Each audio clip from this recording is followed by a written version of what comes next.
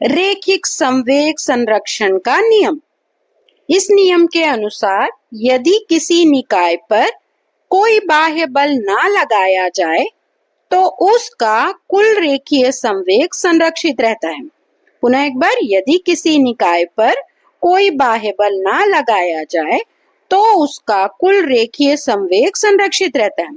इसी को दूसरे शब्दों में लिख सकते हैं, यदि किसी निकाय पर कोई बाह्य बल ना लगाया जाए तो उसका कुल रेखिक संवेग नियत रहता है। एक कण निकाय के लिए इसकी उत्पत्ति करके दिखाएंगे। न्यूटन की गति के द्वितीय नियम से कण पर लगाया गया बल बराबर होगा कण के संवेग में परिवर्तन की दर के।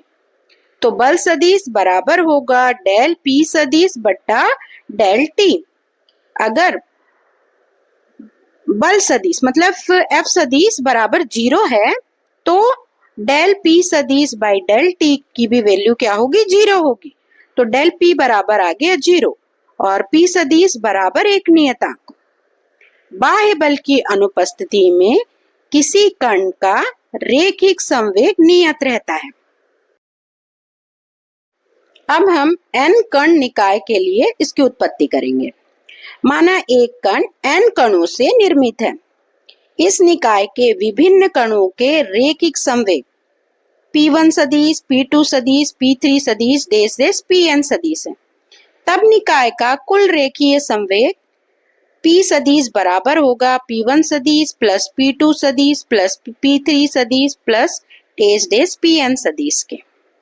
तो निकाय पर आरोपित बाह्य बल F सदिश है, तो न्यूटन की गति के द्वितीय नियम से F सदिश बराबर होगा डेल P सदिश बट्टा डेल T के।